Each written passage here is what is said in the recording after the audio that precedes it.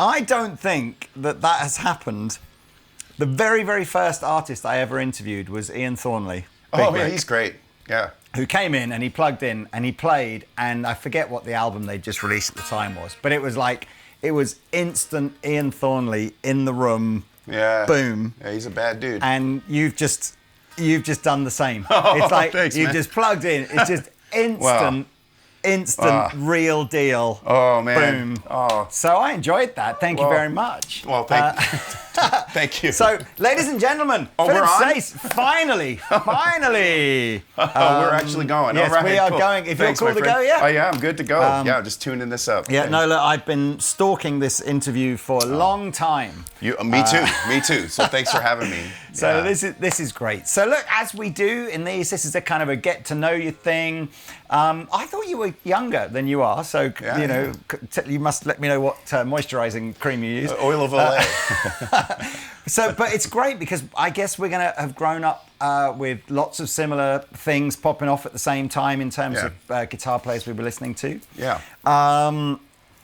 But yeah, I mean, first of all, how do you go from Wales to Canada to LA? What's that thing going on then? So yeah, well, thanks for asking. So I was born in Aberystwyth. My dad was at university there. Okay. And then when I was a baby, they moved to Canada, to Toronto. Mm-hmm. And my brother and I grew up in Toronto, which is one of the world's greatest cities. It's fantastic, and I was thankful to get started there and my upbringing. And at a certain point, it just made sense for my career to move to Los Angeles. So the LA was a career move, basically. Yeah. I had spent 4 years touring with Jeff Healey, who was from Toronto as well, and he was kind enough to let me join his band, and it just kind of made sense. We got to a point. He's like, "Man, I think it's time for you to get going." And a producer that was working on a record of his named Marty Fredrickson, who's a killer writer, producer.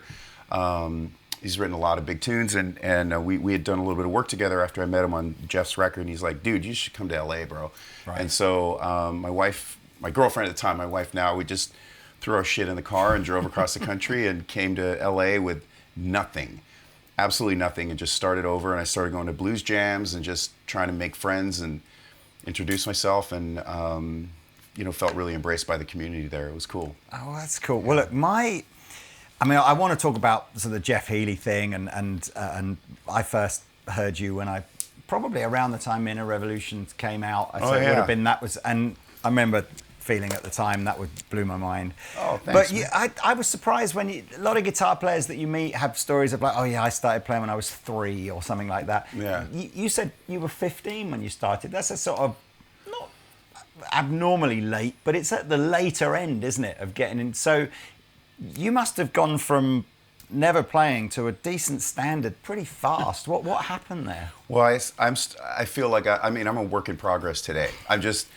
hungry to learn and always trying to just absorb what I like, maybe even some things I don't like. But my parents listen to the coolest music at home. We talked a little bit off camera about Eric Clapton and Mark Knopfler and all the heroes that certainly my parents grew up with, Beatles and Kinks and Stones and also a lot of blues music. So my dad was really turning me on to Buddy Guy and Albert Collins and Stevie Ray Vaughan and Jeff Healey, and making me aware of these players as a kid, and saying, like, I remember we heard Stevie Ray on the radio one time, and he was like, this is the guy. This guy he's as good as Eric Clapton. And it was like, wow, what? And so, he just opened my ears to these players. But I was playing piano. I played classical piano for a long time. Yeah. And I didn't like the theory approach. I didn't like the kind of more cerebral approach to it. It was very confined in a way that it was, it was reading the sheet music and stuff, and it didn't turn me on in the same way that a guitar and what like Eric Clapton was doing was like so free. Classical music is also very free, but just what turned me on was the guitar. And so eventually I mustered up the courage to ask for a guitar, and that was when I was about 15. And yeah. Was it? I mean, if Eric and Stevie and all these guys were your who you were listening to, Yeah. did you always want a Strat? Was that like? Oh yeah. Yeah, I gotta have a Strat. Yeah, I wanted a Strat. The first, well, not my first. I had my first, I think, part-time job.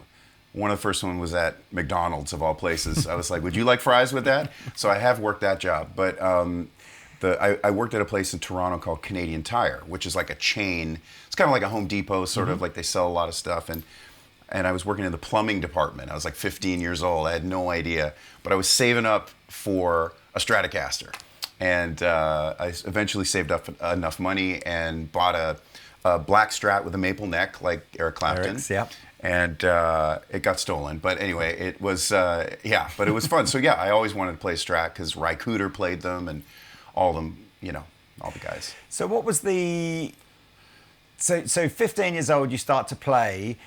Did you go to a sort of a formal, did you end up studying music at college or anything like that? Or is it everything completely self-taught and getting into bands yourself? Yeah, it was self-taught. It was like every, DVD player, every VHS player, every cassette player, CD, record, everything at home, pause, rewind, slow it down, maybe finding some tablature.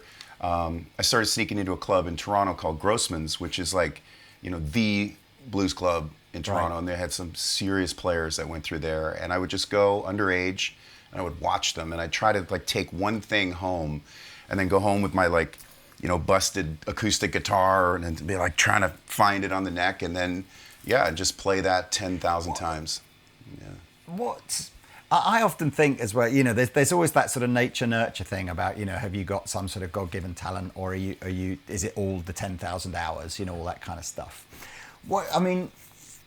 I know music is subjective, but I love how you play the guitar, and I love how, the people that that have inspired you. That's always been my favorite kind of style of electric guitar. Right on, yeah. But how do you, I'm just interested in, you can't just pick up a guitar and be good, right? There's thousands of hours go into it. What was it about, I'm just thinking of what was a day in the life of like an 18, 19-year-old Philip Sayce? Is it just like eat, sleep, play guitar, or? Yeah, it's kind of how it is now. Okay. Just the same thing. Just I wake up, I'm thinking about, okay, there's the guitar. Okay, first thing I do when I wake up is I grab a guitar. I'm in my pajamas sitting at home. Same thing when I was 16 or 17, and just curious, just want to learn something and just find something else. And how do I make that better than what it was yesterday? It's just the constant work in progress. And if, or I'll say, okay, Alexa, play Freddie King. And then, Freddie King will start spinning. I'll be like, all right, back to the drawing board. So I think it's just always honing the craft, working at it. Is it almost, you come across as super, super humble and modest, which is obviously I credit to you, because it's nicer that you're that than the opposite of that. Well, I'm a student. But is there like there's almost like an insecurity of like, you're not, you're not good enough. But is that something that you're conscious of, or is it? I mean, I think there's always a drive, a yearning to get better. I want to get better. And I think that I don't try to measure what I'm doing against anyone else. I don't think music is a competition. Mm-hmm. And usually if I come across folks that are all about a competition in music, I'm just like, yeah, I'm out. Yeah. Thanks. Like, that's cool for you, but I'm just, music is about personal expression. Yeah. As we talked about before, about expressing things that I've experienced in my life as a way to release them or to learn more about myself. And that is not better, it's not more than or less than what anybody else is doing in their own journey. And that's what I love about arts in general. When it becomes competitive, it's the Olympics. You might as well sign up for fencing instead or something. I don't know. But I think part of that also is the time with Jeff Healey was kind of like there is no room for ego at all. Okay. And I never really came from that place. I think all of the musicians that excite me all had their feet on the ground and were chill. And I mean, I had the privilege of meeting B.B. King, and I got to meet him in a backstage, and I approached him and what do you say to B.B. King? Like, what? And he was so humble and so cool, showed me his hands and things, and it's like, wow, if the greatest of all time is this cool, then this is how you got to be. And the level that like Jeff Healey played at was fucking frightening. I mean, you know, there's all kinds of people throw the word around about, oh, the goat and all this and what, like, that's like kind of modern vernacular. It's cool, it's cute, whatever. But like, Jeff was doing something that was supernatural. He was playing on a level that, as far as I'm concerned, Hendrix was at that level, Clapton, Stevie Ray Vaughan, you know, Ry Cooder, Mark Knopfler, a handful of players. And to see him play like that every night was like, the rest of my life, I got to work hard. So I can't remember how old I was when the See the Light album came out. I don't think I was aware of Jeff prior to that, but that album, that was his first record. Yeah. Right, okay, so because I just remember that had you just, I mean, that, like, if you play guitar, you 100% you bought that album. That was insane, and that was even at the time. There's no YouTube or anything, so I'm trying to even think where you'd have. There must have been VHS clips of sitting, because the guy's sitting there playing on his lap, and you're just playing sort of like this, there going like, oh my god. Yeah, it was nuts. But so that, does your playing career go from you just doing local stuff, and then how do you meet Jeff Healey, or are you kind of reasonably established by this point anyway? Well, I met Jeff. I was doing my own thing, so I was about 18, and I had. So you're still young then. Yeah, I was playing in the clubs in Toronto, and I had signed my first record deal. I'd done a show opening for the Fabulous Thunderbirds in Toronto, and there was a label there, and I ended up signing with them. We started doing some recording, and right around the same time, a dear friend of mine to this day, Corey Myluck, who's just a beautiful guy. He was good friends with Jeff. He used to take Jeff around, and actually got Jeff introduced to Stevie Ray Vaughan and Robert Cray, and he's just a dear friend for life. And he mentioned to Jeff, he said, you know, there's this guy I just met who loves you, and he's, you know, I'm not like, you know, it's hard to say this, but he said, you know, he kind of reminds me of you a little bit when you were coming up, and he loves you.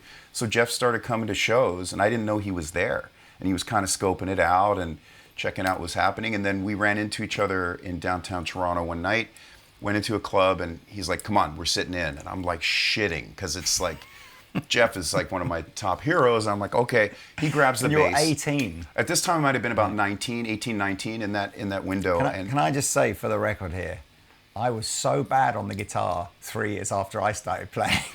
I was pretty bad too, man. I'm not, you know, I was. And you're in Jeff Healey's. Well, I did. It's like, I should have practiced more. I should have practiced more too, I'll tell you. But anyway, so we, you know, he called, he's just like, what do you want to do? So we played like some Cream songs, like Robert Johnson, like Crossroads, Willie Dixon, Spoonful, and we played some. We walked outside the club, and he said, how'd you like to join my band?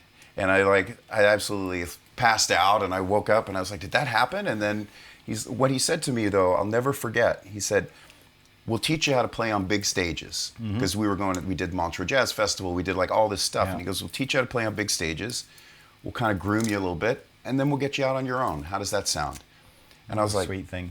And he was a man of his word. He helped me every night. He was stretching me to say, like, is that all you got? Is that come on, keep up, come on. And yeah, he is a great guy. I never saw Jeff Healey live, but I didn't even realize that there was a second guitar player in the.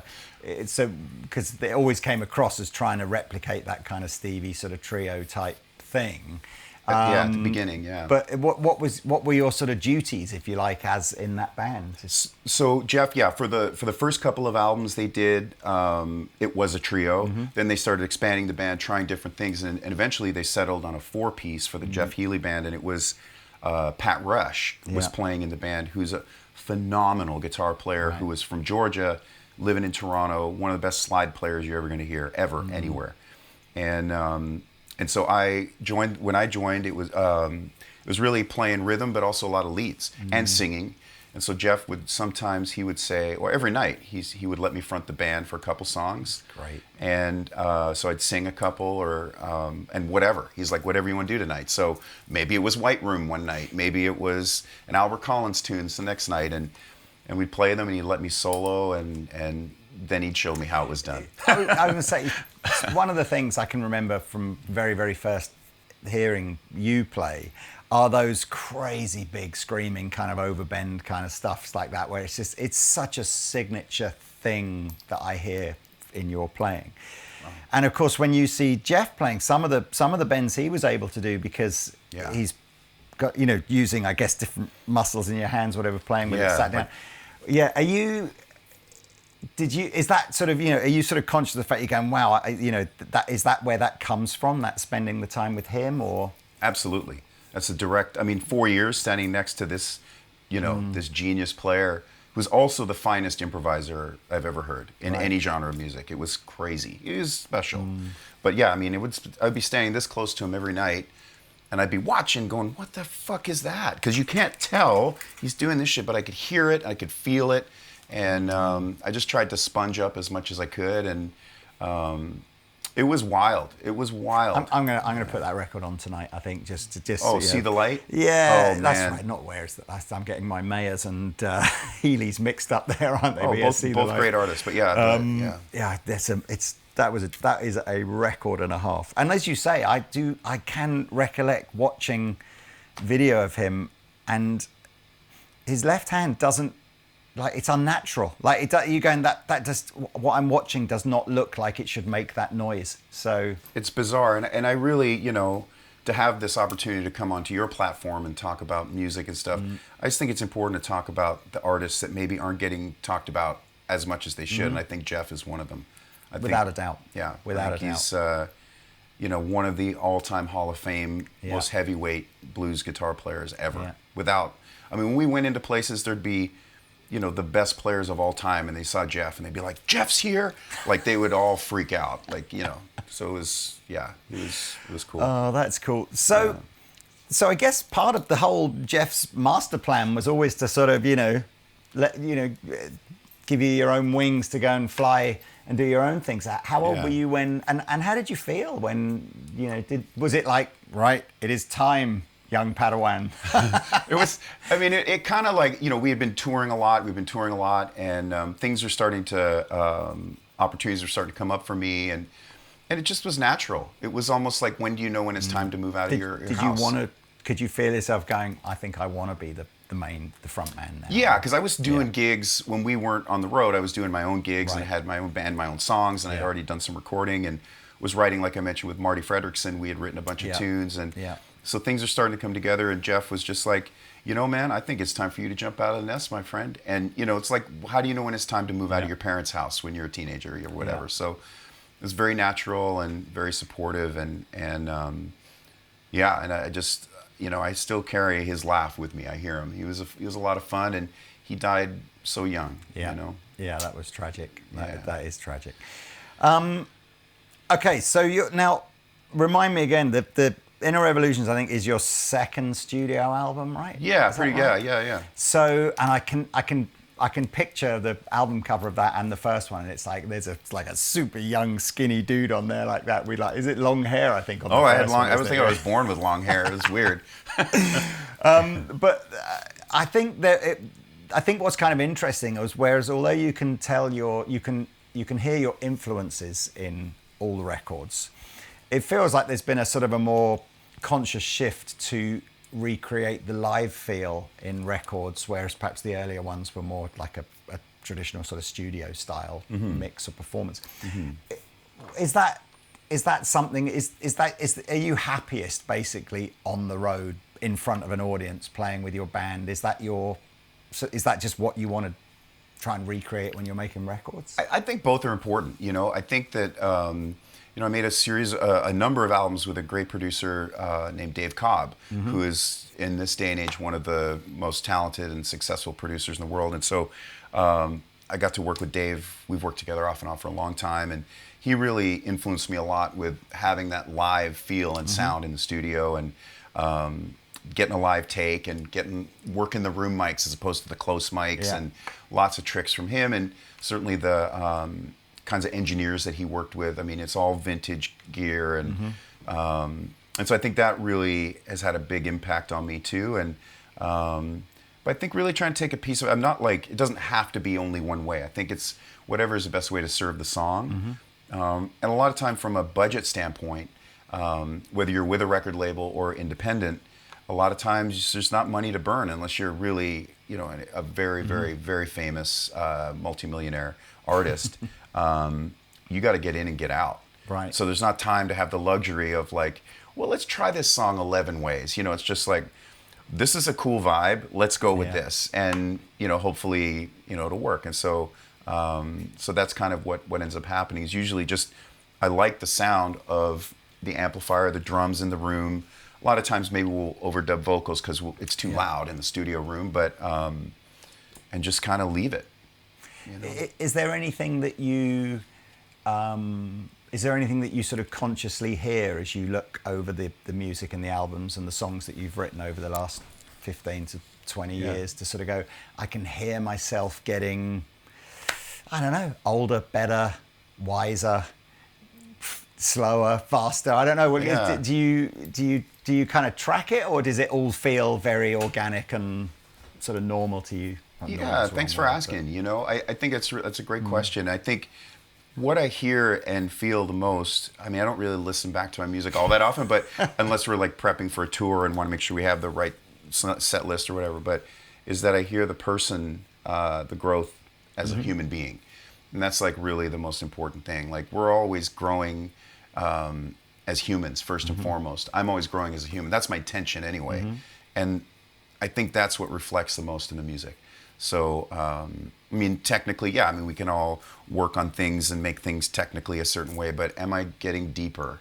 And so that's really the intention. Do you sort of obsess over lyrics and things to sort of? Sure. Is that where you'd sort of say, as a songwriter, it's easiest to sort of track the journey of you know, life going by and lyrics becoming more meaningful and deeper? And I'm trying to even think. I am the world's worst lyrical listener. I think I must have some sort of hearing thing where just literally I can pick out the melody fine, and my wife hears a song twice and knows all the words in the song. Yeah.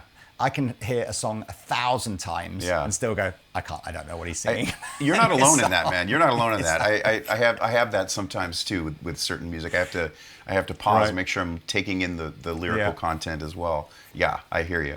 But I think writing with other great writers has really helped me to focus on that. I got to do some writing with an artist named Richard Marx, who's had a lot of hits over the years. He's written for a lot of other people, and you know, we really bonded a number of years ago when we wrote some stuff together, and just kind of his approach to lyric writing really rubbed off on me as well, along with a lot of other writers. But I think it's important to pay attention to that as well. For sure.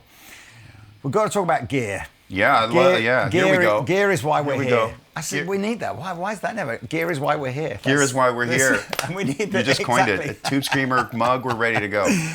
Now, obviously, you wouldn't be you without a guitar that had looked like it had been through some sort of a nuclear apocalypse. In fairness, the pedalboard looks like it's been through the ringer as well. This is lo-fi, my friend. Lo-fi. And you know what? We're not going to get into the legal weeds, blah, blah, blah, but we are going to probably grab a Silver Sky and kind of talk about, because you use one sometimes and you use Strat other times, and it's interesting to sort of see what is it about each one that it feels right for that occasion. But, I mean, look, there's obviously one or two stories behind, you know, guitar doesn't end up looking like that without some stories. So tell me about this one. Thanks for asking. So I've had this guitar for about 15 years at this point.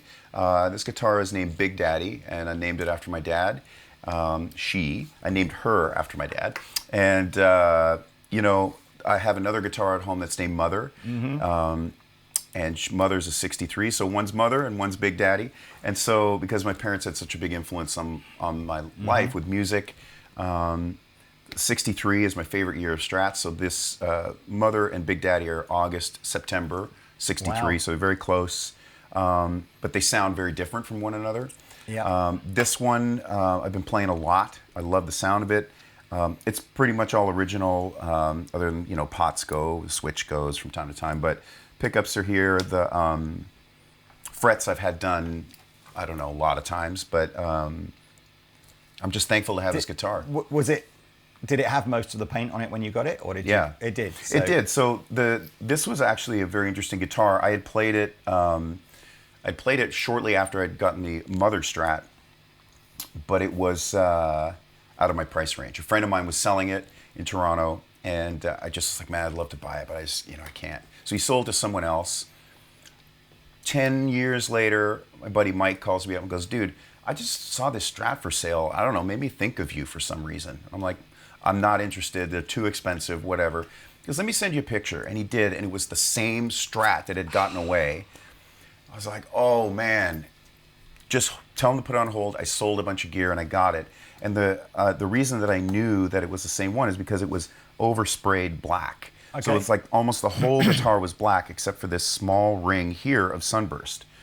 And it was very identifiable immediately. Also, I knew it was a 63, and when I got it, I was just like, thank God, welcome back, it's good to see you. And yeah, and so I've just been playing it ever since. And you know, the old guitars have, they have a different kind of paint than a lot of, you know, new guitars. So they wear, and they just kind of like become like your favorite old pair of jeans, you know, you just get holes in them and stuff. One of the things that's hyper interesting to look at there, it's very dark rosewood board. Would this be a Brazilian rosewood era kind of 63? Yeah. But they're super jumbo frets. Yeah. What do you even, I mean, they're like the biggest frets you can buy, aren't they, those? Yeah, I mean, these, you know, I've had it refretted so many times. I work with a great luthier in Toronto still. I haven't found anyone I like more, Brian Mascarin. And yeah, he does this work. And these are, I think they're called 6000s. So I usually go 6100 or 6000s. And most of my vocabulary is, a lot of it's around string bending. And so the taller frets, I think, make that more sustainable for long periods of time. It's almost got like, I mean, I've only played it for like 30 seconds or whatever, but it's almost got like a scalloped feel, like the Yngwie Malmsteen kind of. I think it's more that the frets are very high rather than the, you know, the actual fretboard has been scalloped. But where did I don't think I've ever, I must have seen guitars with big frets on them before, but they really stand out. Where did that sort of come in the journey? When did you play someone else's guitar, or did you have a guitar hero that said, "Hey, you need jumbo frets"? You went, "Okay, I'm getting jumbo frets." Yeah, that came from reading about Stevie Ray Vaughan. So it's a Stevie. Yeah, and just watching, you know, every bootleg video I could of Stevie and how powerful he was in his playing, and like, and I was trying to do that with like original vintage tiny frets, and my hands were getting all fucked up, and I'm like, and I was like, man, you need to get some big frets. And so I tried that, and it doesn't necessarily make it easier; it makes it more sustainable. Right. If you want to play guitar for the rest of your life. Yeah. And in terms of just little things, like, do you just, if you get a guitar with great sounding pickups in it, is that it? You just leaving them, or are you someone that's like, oh, I did this set with this guy, or this, you know, signature set with this brand or anything, or is that the original set that's in there? Yeah, this is the original set. And also, like, I like to feel the guitar and see how it's all vibrating. Like, it could be like, oh, it's a 60s Strat. Is it great? But if you play another one and it's like resonating, the whole body's vibrating, and then you plug it in, it sounds great, then I know it's the right one. And we did a set of pickups from the Mother Strat with Seymour Duncan last year that came out, the Mother pickups, and they did an amazing job on those pickups. Like, it's pretty shocking. They hit a home run with those. Yeah. Is that a signature piece of chocolate paper that you've got? Yes, it is. It is. You can buy this. You can buy this Philip Sayce official crisp packet or chocolate bar paper. That's right. It's you know, the nut. Only $49. Yeah, only $49. So the nut, I'm wearing out the nut on my guitars, particularly the wound strings. They just wear out. And so this is actually the wrapper from a protein bar. Aloha is my preferred protein it's where bar. The tone is definitely in the Aloha bar. Yeah, absolutely. Yeah, it's like steer clear of Cadbury's Whisper or anything like that. No. It's got to be Aloha 100%. Protein bar. The orange ones, they've got the best tone. I mean, it's everybody. I kind of think, you know, Fender have made a whole new, you know, business out of making modern repros of guitars that look like that. But when you see one that genuinely has been through the wars, I mean, especially this, man. I mean, what is this? Well, this I know we need a close-up of this, but there's about, what, like quarter of an inch maybe, or like It's getting there. Of wood missing just from, what is that? Just like that's aggressive right hand technique, isn't it? That's bad aim. That's what it is. It's like, oh no.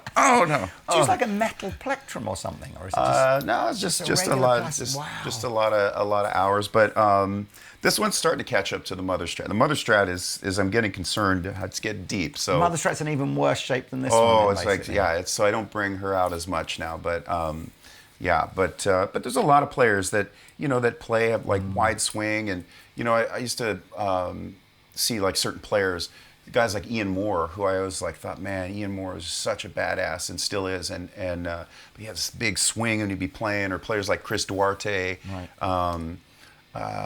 and obviously Stevie Ray, and lots of players that were playing real heavy and hard, or Rory Gallagher. Look at his guitar, Wow, that's man. true. I mean, people say with Rory though that the alcohol that would come out in his sweat was the reason there was no paint left on any of his guitars. So, well, you know what? And you said you didn't drink, so that's not your I excuse don't there, is drink, it? but I do have very acidic sweat. I will kill a set of strings in one song. So Oh, really? maybe that has something to do with it. I don't know. It's like It's another expense on the road. Yeah, yeah. absolutely. Although thanks for mentioning, I do play Diodario strings, and they are the only. I love the strings, and I love Diodario. Yes, they're the best. That's our favorite quote in the studio. So, what's your favorite set of strings? And it's whichever what is it? I can't remember now. It's whatever I last got for free, basically. Oh yeah, it's like they're my favorites. But I will say that they are my favorites. I just started using those NYXLs. Yeah. And they, I just have to stretch these in a little bit. These are like brand new, so they might Yeah. go out of tune a little, but those strings stay in tune better than most. See, I'm funny with strings, as in I just can't get on with coated strings. And Me too. NYXL is not a coated string, is it? So No. I'm quite lucky in that if I just wipe my strings off after playing, I can get weeks and weeks out of a set. Good deal. But yeah, people who go, oh, you should use coated because then you get months and months. I'm just like, yeah, I don't know, I just don't like the feel of them. But other players swear by them. But I'm with you. I don't love the feel of the coated strings. I have no problem with them. It's just a personal preference thing. Yeah. I would rather have just the cheapest set of brand new strings on the guitar than a coated. I'm with you. Anyway. I'm with you. Now, this is a cool looking pedal board. That's one word for it. Is this indicative of, a board that you would do a full tour with, or is this like a cut down board? This is the board I've been using on this tour the last 2.5 weeks here in the UK, and it goes into my carry-on luggage, so I try to keep it small so I can carry it in the plane. A little bit like the chocolate wrapper you've That's got right. underneath You there. just got to do what you got to do. I see you've got a similar deal with the pedalboard manufacturer that you use as well. This is for sure, man. I mean, that's a piece of cardboard with a load of gaffer tape. This is lo-fi. This is actually a piece of plexiglass. Okay. Oh, okay. And there's a place in Santa Monica. I go out there usually a couple times a year whenever I build a new pedal board, and I get a piece of like 1/4 inch or 1/2 inch thick plexi. This one was purple because it's got to be purple, obviously. And and I just find what pedals I'm going to use, and I stick them on with gaff tape. And you're not going to go all Eric Johnson on me and tell me that it sounds different if you have a plexiglass pedal board versus a metal board or anything, are you? That's a great question. You are. I might. I have a green one at home that has a great tone. It's a little bit bigger, and I think because the dimensions are slightly different, it's got a different sound. Man, I've done it. We had Eric Johnson for a show here once, and although I didn't have a lot of time with him, I spoke to his tech, and the tech was like, "It's all real, man. You know what? It's all real." It is real. I will tell you an interesting story. So about Eric Johnson, I'm a huge fan, as we all are. Love him. He's the man. So a friend of mine who sadly just passed away. His name was Glenn. Was good friends with Eric Johnson, and Glenn sent me 3 straps, vintage Ace straps, as a gift one day. And I was like, oh my gosh. I shouldn't laugh, but I know where this is. I haven't heard the story, but I think I know this where I've never heard before. And one of them was one of EJ's. And so he said to me, Eric can hear the difference in tone with each different strap. And I'm like, come on, man, what are you talking about now? I've heard about the batteries, I've heard about the jewel lights, okay, that's cool. So I put on each of the different Ace straps, 60s. They're beautiful. I have one on a Silver Sky, and fuck me.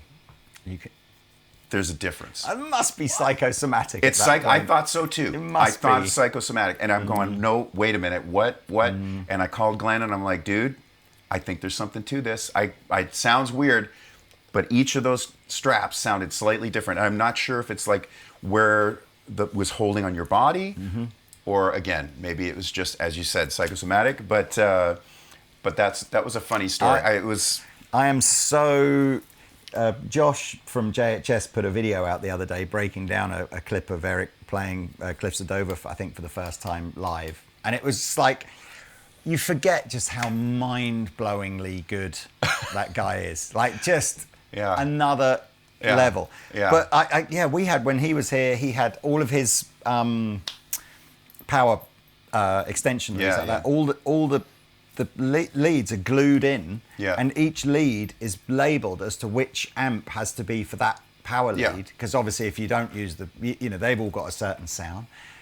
It was just like, but apparently he does that. He tells like you put the fuse in the amp the wrong way around. He's like, you've changed something. Yeah, something's changed. But who's going to argue? I mean, absolutely. The guy's he's Eric Johnson. He can say what he likes. He backs it up. Like, he's not totally talking. agree. That's not bullshit. Anyway, it's this real. isn't the Eric Johnson show. Well, this is the Philip Sayce Hey, it's cool. I love talking about Eric Johnson. Okay, so some people are going to look at this and go, "This is getting very Stevie here."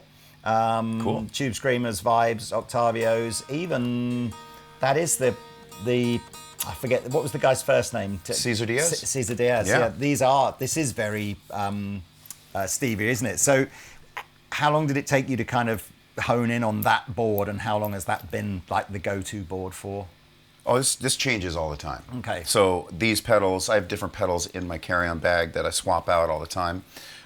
These have been on here the last few weeks, but these two here, the Diaz pedals, I've shared this a lot. But Cesar was somebody I got to spend some time with, and he worked on my equipment. And when I was living in Toronto, I was playing with Jeff. I needed some amps that could kick ass because Jeff was like a lion. He was like a giant, and I had this like little ass tone. I'm like, what am I going to do? So I called Cesar because he is the dude, and drove down to see him in the Poconos, and I ended up sleeping over at his place and met his family, and he did some amps for me, and he built these pedals for me right like while I was there in front of me in the workshop. And I played for a little bit. He was kind of like watching, playing. He goes, okay, and then hold on. And he pulled out a bag of all these parts and like built this pedal. And he goes, here you go, try that. And then he built this other one. Here, try that. And at the time, I'd had a 68 red fuzz face that was a Silicon 183L, a BC 183L fuzz face that I thought was like the shit. I'm like, Cesar, this is the best ever. And he built me this fuzz, and he goes, throw that in the garbage. Like, it was just like... He sounds a bit Dumbly. As in, he sounds a bit like the Howard Dumble kind of vibe, where he just knew how to put components together, but for a specific player trying to do a specific thing. Oh, man. Well, he was, I think they're both... I've had the privilege of working with both of them. Okay. And so Cesar was magical.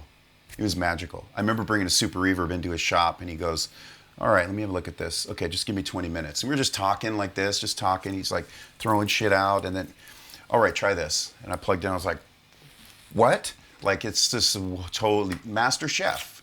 And just as Alexander in his own way was as well. When you went to his house, like gear piled up to the ceiling of everything you could imagine, and he would sit there, and I remember playing, and he would listen to something, because he did some work for me on a fuzz face that I had, and I left it with him, and he was kind enough to work on it. And then, but he was like, oh, check this out. And he brought this amp out, and it was like, what he said, I believe, was the prototype steel string singer that he had at the house. And it was like, it was crazy to play this early steel string singer that he had. But yeah, just to be around those guys and to learn from them was really special. I'm grateful for that.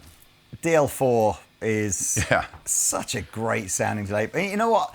They reissued that maybe 5 years ago or whatever, and I did that, and we all got free ones because we were lucky here. We get good deal, man. And I should use that more. It's such a great sounding delay pedal, and it's maybe it's just it's a little on the big side, isn't it? If you just want a sort of a small delay. Do you use the different presets, or is it just a straightforward on and off? I'm usually just using the A preset, and I use it as a this is a replacement for my EP3 Echoplex, which they're just too sensitive to travel with. The tape gets garbled, you know, with it shaking around all the time. So this just has served a purpose for a long time, and doesn't sound exactly like an EP3, but it sounds great, and it works, and I'm like, whatever.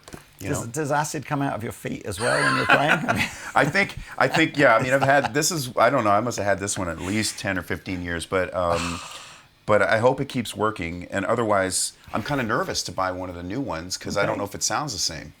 What do you think? Are they different? Do you know what? Oh, maybe you can't say it because they gave you No, one. no. I was just about to say, I've got a feeling if you give me 5 minutes after this, I'll find the free one that I've had that I haven't used since I got given. You can have it if you want. You Oh, can just what? see Come it on, sounds man. like. And then if it sounds the same, yeah, I mean, they'll get way more marketing out of you using it than me not using it.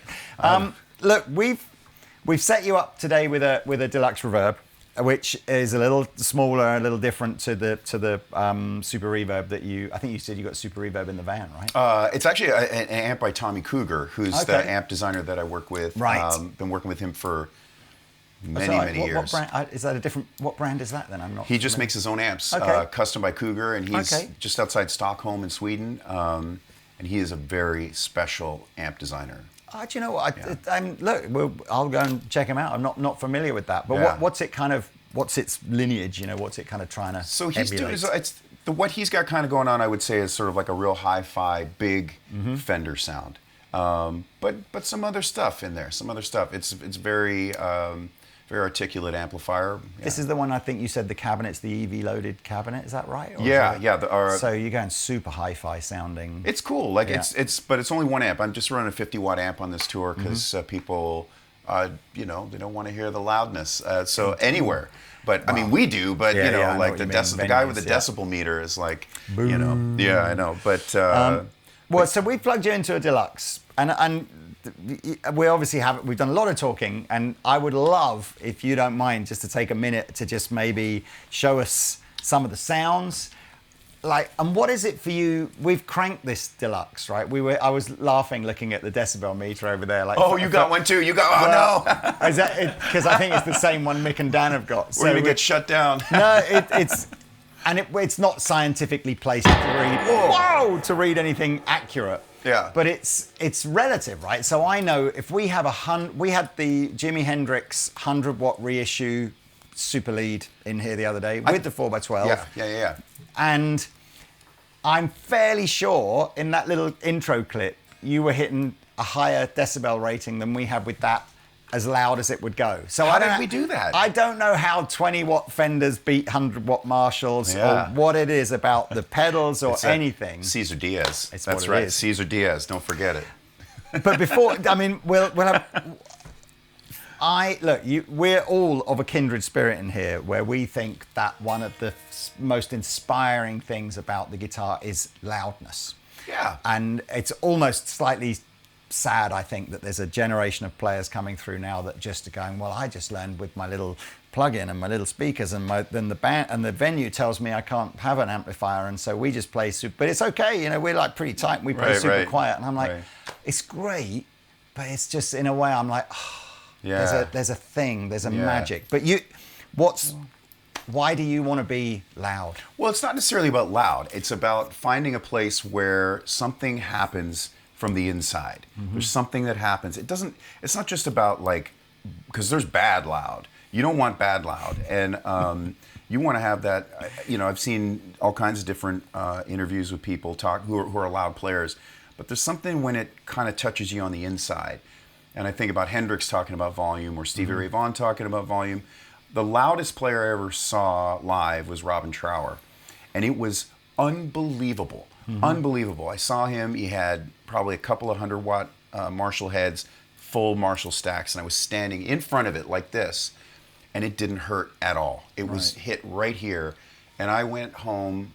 I still feel what that felt like, and that was a long time ago. And so there's something that happens, and it's not about how loud it is. There's just it's the vibration. There's something that, yeah, it's important. Maybe get the amp, you know, circulating some energy and vibes and things, everything kind of happening in a certain way.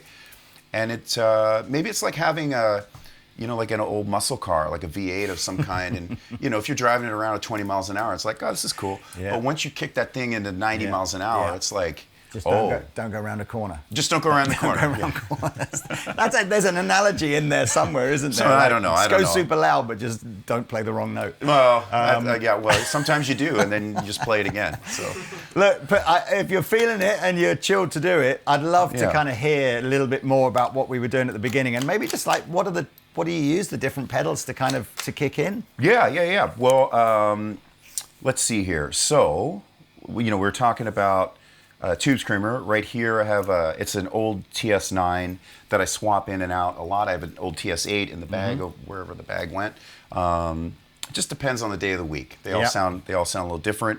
And this is an early 80s one that my friend Mike gave me. The same guy that helped me find this guitar, funnily enough, dear friend. And I just like it. I don't like to run it necessarily for all its gain. I like to turn the level up and then hit the front end. This actually gain is a little higher than what it's like the end of the show, so where I'd have it. Maximum level, almost all the tone, and about just like 1 o'clock on the gain, isn't it? And I think this tone actually it's like probably, the pot is shifted inside, so it's probably a little lower than what it looks like. But so yeah, the drive I'll usually have about 12 o'clock or a little lower, the level full up. And that's what I think I've read about, you know, we're talking about Stevie Ray, about that's how he would run it. And players that I grew up around, there's a great player in Toronto named Mike McDonald, used to play in SG, still does, and he used to have this exact type of Tube Screamer drive at 12 o'clock, and it was always just the best sound. So, I don't know, I still haven't found a pedal I like more. I've had the Klon, I've had all of the things and tried them, and just come back to this to get the sound to go from here to here. And yeah, I mean, it sounds like, just play it a little bit. Yeah.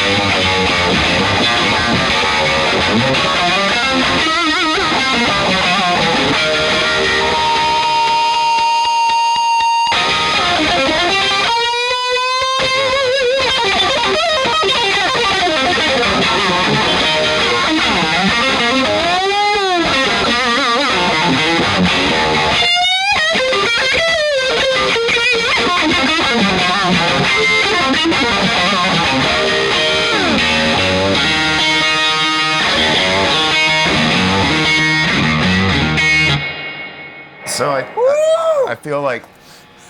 feel like kicking it, you know, I kicked on the Univibe there for a little bit, but you know, you can kind of hear, like, it just kind of takes, it doesn't add a lot, but it just kind of takes enough that it makes it a little wider, and you can get a little feedback. We got a little bit, but absolutely. What's happening on the Texas Ranger then, and the I don't even know what the green one's called. It's called the Square Face. Okay. So just two different fuzz circuits. Kinda, yeah. So this was, as far as I understand, Caesar's version of a Dallas Rangemaster, and that was a treble boost, which a lot of people that we know and love used and use. And this is his version of it, but it has a mid boost or a low boost or a high boost. So I use it most of the time in the mid boost. It sounds a lot like a Tube Screamer, but it's a slight variation. And like a good fuzz, when you roll your volume back, you get a little bit of that sparkle and clean, that glitter. So if I can get to it, it's like...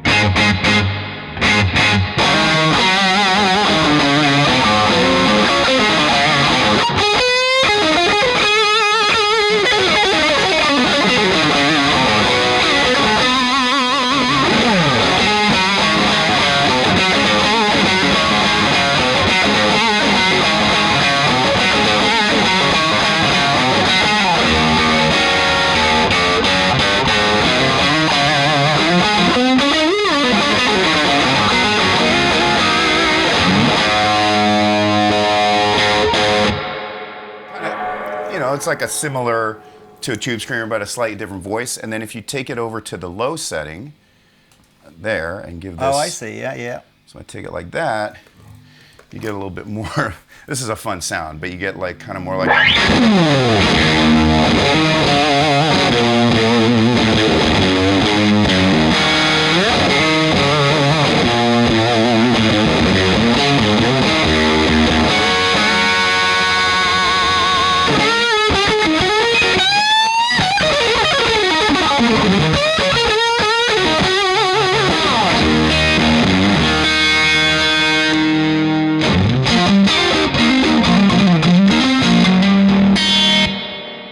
So that's like, you can get that fuzz setting or more of a overdrive setting.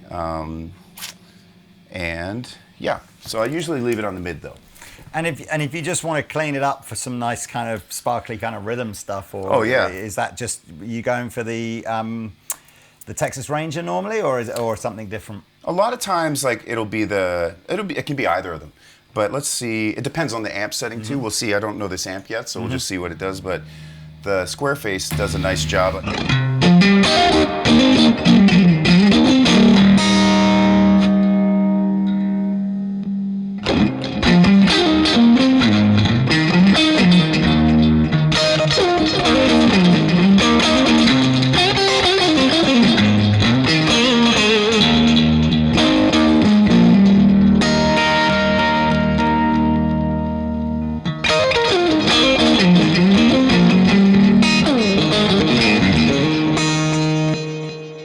Does a little bit of that.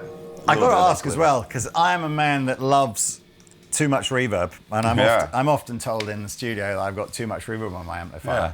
But you're playing, decent venues as well. Yeah.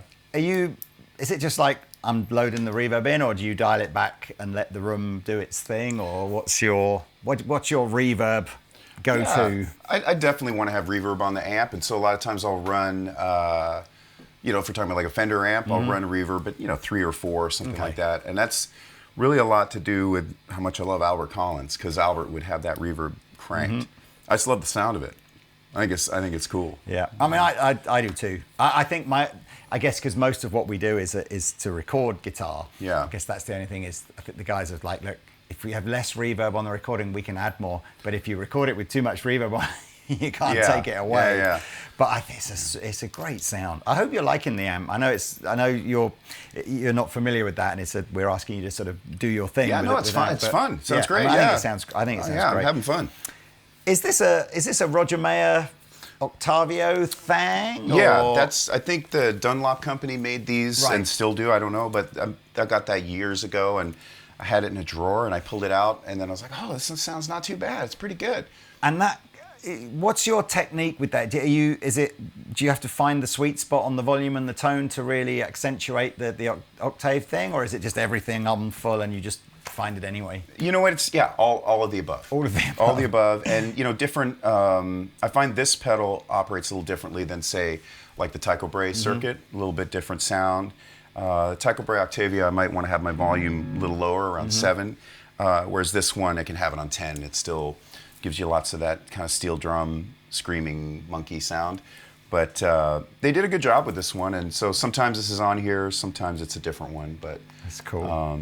And the wah, is that just a stock 845 or whatever the Vox? I forget what. No, this is a super early picture Clyde. Oh, okay. So it's like one of the first couple hundred serial numbers, like one of the first ones ever made. So it doesn't have the badge on the front, all that kind of thing. And I've had a lot of vintage Vox wahs, grateful to have them and have them for a while and sell them. And I pared it down. That looks pretty new. This one's in great shape, yeah. But what decade or era are we talking this is actually from? Well, it's probably early 1967. Wow. So one of the first ones ever made. And wow. But I got it on a great price because it didn't have the bottom plate. It was but I saw the circuit board, I saw the small hole halo inductor, and looking at the parts, I'm like, that's one of the first ones ever.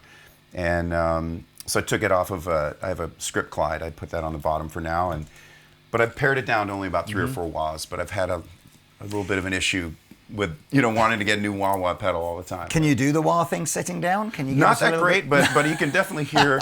Yeah, it's a Where's little. the magic strap that makes him sound like Eric Johnson? Oh yeah, I know, right? I wish.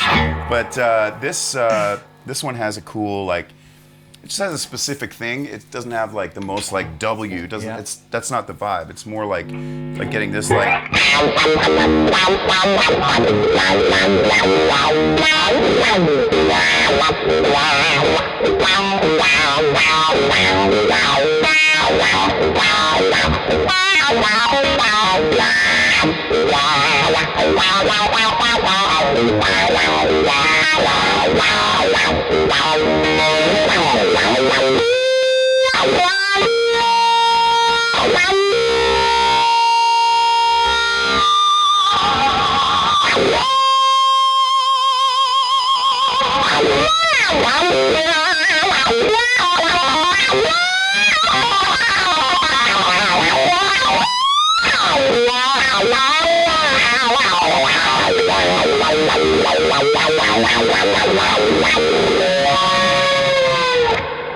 It's like it gets quacky, it gets nasty, but This might be my favorite interview I've ever done. It's just like this is such a joy. Come on, man. I was going to ask you. Obviously, you're a huge Stevie fan, and there's elements of the Strat that have kind of come from the sort of Stevie thing. You were like holding the bar in a like up high, and then I was thinking, Stevie would have had the left-handed trem system. Did you try that on any of your guitars? Does that work for you? I never tried that. I know that. I think what I read, at least with Stevie, just liked where it sat in the hand, but right. I just didn't have the nerve to try that on. I only have 2 vintage Strats, so I just that's true. And that's just, true. I guess I just kind of just feel like I like to hold it up there. But do you ever? Do those kind of comparisons ever piss you off ever? In the sense of like because people I think are often journalists and music critics and stuff like that love to pigeonhole people as a certain player and then criticize people for being like a certain player. Does any of that ever, or do you just think, what, I've got my own thing going on, you say what you like, I don't care, sort of? You know what, I think that if anything that I'm doing makes somebody think of anybody that we're talking about, I can't think of a bigger compliment. I mean, I'm very clear that I'm my own man, and I'm very clear that no one is ever going to be Hendrix or Stevie Ray Vaughan or Jeff Healey or Albert Collins. Yeah. I do the best that I can to remind people of where this music comes from, put it through my own lens and my own experience, and do me. But man, if it makes somebody think of Stevie, can you imagine being a basketball player and someone then said to you like, "Oh man, he's just been listening. He's just been watching Michael Jordan." Like, what? You're just talking about the greatest guitar players of all time, and you're saying that I remind you of the great. Wow, thank you. I tell you what, this is compliment to you as well. I think you're a better singer than Stevie. I don't know about that. No, but, I'm just putting it out there. I actually think sometimes as well when there's a lot of super great guitar players that get to a certain level of their sort of career, but it's the ones who can sing as well that they become like the superstars, don't they? I mean, that's where you put your Eric Claptons and your Mark Knopflers and your Jimi Hendrixes and all that kind of stuff. And I just want to say I think you've got a super, like, really great soulful rock kind of voice. Thanks, man. So I appreciate that. I'm not just listening to your stuff for the guitar playing, which I know a lot of people do. Listen to certain players because I love that. Thank you. I'm slightly conscious of the time. I did put your drummer and your bass player in the pub. And I just set a tab up for them before we started this interview. Nice of you. Thank you for doing And they so. were asking about what tequila was for sale in there, so I don't know what sort of a state they're going to be at the end of this. But I do want to very quickly just talk about the Silver Sky and when you might use that, because I'm just going to jump up here and grab one if I can. It's a nice Do you purple use one. A rosewood board or a maple board one? I've got both of them, but I like the rosewood one. Sure, that's great. So this is an American Silver Sky that we got resprayed for Pete, but I think it's pretty stock. That's a great color. And like I said before, let's not get into the current weeds of outrage. Weeds of outrage. That's your new album. Yeah. Weeds of outrage. When does one feel like it's, or is it just a vibe that you get? I'm going to use this one today. Like, or is it like a you know, is it like a toolkit and this one does a certain thing better and this one does another thing better? Or? Yeah, I think it's the latter. I think it's, you know, certainly my relationship with Paul Reed Smith, they're an amazing company.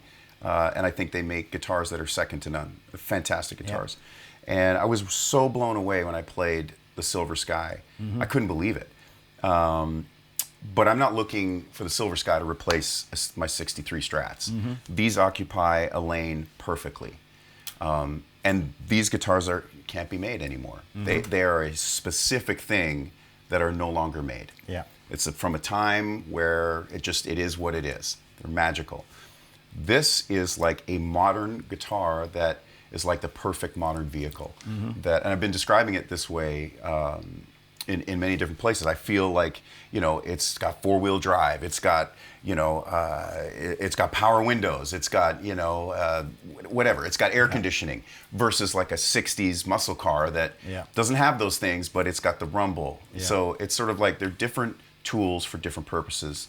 You play your Silver Skies stock? That's right, yeah. So you have got the kind of slightly skinnier frets, maybe or similar radius, I guess, between the two, unless you've had that kind of flattened out over the years. I think over time it's flattened a little bit, but yeah, it's pretty similar. The frets on the Silver Sky that I have right now, actually, they need to be done, but they're starting to get pretty flat. But I have no problem with. I like how they come off the wall. You just get off the wall.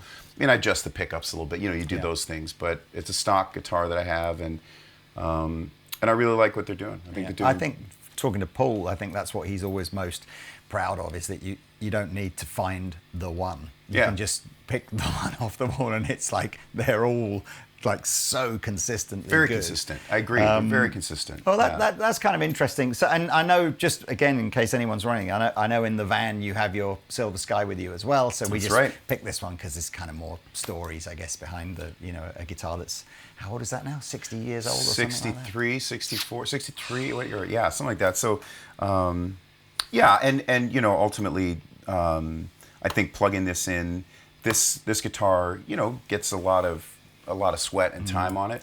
But the Silver Sky I do like for specific songs or a specific sound. One of the things that I do like is they stay in tune very, very well. You can beat the shit out of them and they take it.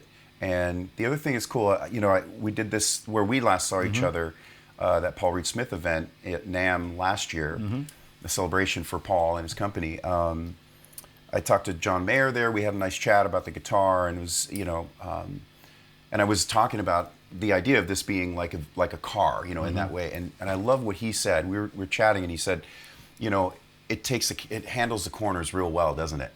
And I just thought that was like perfect. It's like being like in a super high-end German vehicle taking a corner at 120 miles an hour, like no problem. Like very smooth, very comfortable guitar to play. Oh, look. Hopefully everything gets resolved soon and we all get back to just loving playing the guitar. You've been so generous with your time. And you. Thank you. Not at all. This is our pleasure. It's my pleasure. But Thank you. So what's next? What's like? Where's the? You know, let's plug some stuff, Philip. Come on. It's like, thanks. So tours and albums and anything else? You got any other signature product coming out? Like, tell me. Yeah. The floor is yours. Thank you. I appreciate that. And thanks for sharing your platform. It's, you know, this has been long overdue and such a privilege to join you today. Thanks, Thank you. man. And I appreciate that. I appreciate it. And yeah, so we have one more show. You're so Canadian. It's yeah. It's just like this. It's so, you're just so nice. It's like. So we got, we're at the end of this UK tour. So I'm a little like, I'm looking forward to going to sleep for a week or two. But we have one more show tomorrow night in London, and then I'll be home for a bit. Going to try to finish up a studio album in Los Angeles over the summer. Cool. Then we'll be over some shows in LA during that, but then we'll be in Germany, parts of Europe, Germany, I think Switzerland, and Holland in October. And then hope to have a new studio album early part of next year. We just put out a live album. Yeah. There will be some other products coming out very shortly, which I won't say exactly what they are, but I'm really excited about this next thing that's coming. Oh, that's amazing. So you, sorry if I misheard, you said album this summer and album early next year, or is that one album? We just had a live album that just came out. Sorry, the live album, yes. Like a month ago or so. Yeah. So that's the part 2. That's the Scorched Earth part 2, yeah. Scorched Earth part 2, yeah, absolutely. Which, yeah, I mean, I'd say, I mean, there's some crazy playing on there. Thanks, man. It's a monster album. But yeah, so studio album in early 2027. That's right, exciting. yeah. So is that kind of like half written, or you got to go and put some hours into? I think we recorded a lot of it even almost a year ago. Oh, okay. And it's like, just been living with it and sitting with it. And I think I want to make a few changes on a few things, but most of it's done. So excellent. Yeah, maybe a couple new songs, but otherwise, yeah, it's about 80% there. Oh, that's exciting. Yeah, thanks. Oh, look, I don't know what signature or special collaborative product you're doing, but, please email me as soon as they're ready to go. I'd love to check them out and see if we can promote someone here or whatever. But thank you. Man, this has been honestly a pleasure. It's been my pleasure. Thank you. This amplifier is never going to speak to me again, basically. I know that. It's just going to go, if you're not going to do that to me, then just don't even plug me in, please. Come on now. So, no, this was great. I hope you guys have enjoyed watching this as well. Yeah. I mean, in the unlikely event that you're going, sorry, Philip, who? Then just links are below. Go listen to some music. Thanks, It'll man. change your life. Yeah, thank you very much. Look. My friend, thank you so much. Real pleasure to be here with you. Thanks, man. Thanks for watching. See you next time.